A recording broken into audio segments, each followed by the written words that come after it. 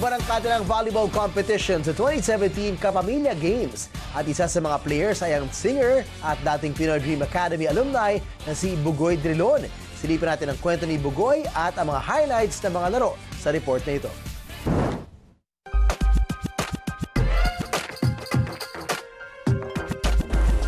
Ang singer at Pinoy Dream Academy alumni na si Bugoy Drilon, hindi lang pala sa kantahan maasahan.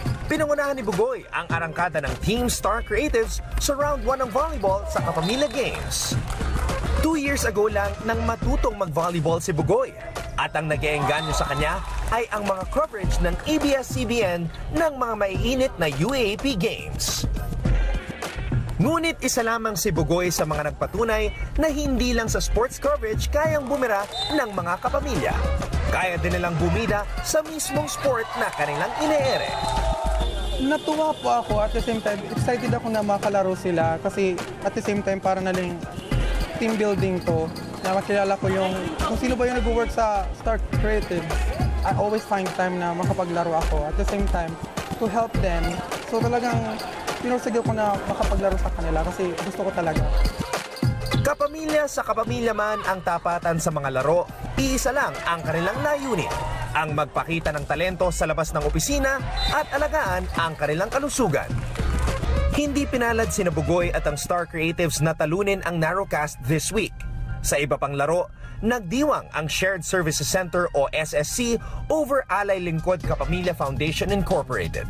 Samantalang ang Corporate Services Group 1, hindi na pinaporma ang logistics. Narito pa ang ibang nanalo sa Kapamilya Volleyball Games.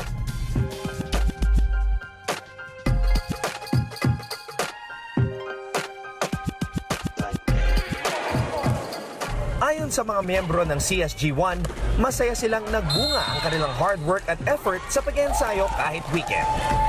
So I think we're really happy na nanalo yung team.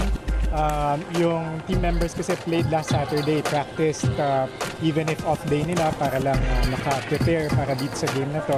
They really enjoyed and remembered yung preparations na ginawa nila. Kaya it turned out well and we won.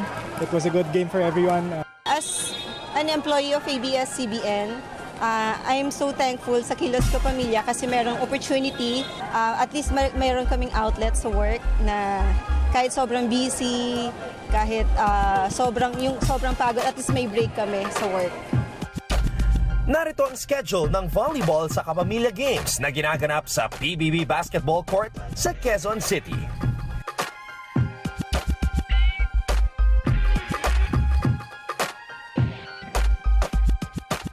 For more sports updates, keep watching The Score and don't forget to subscribe.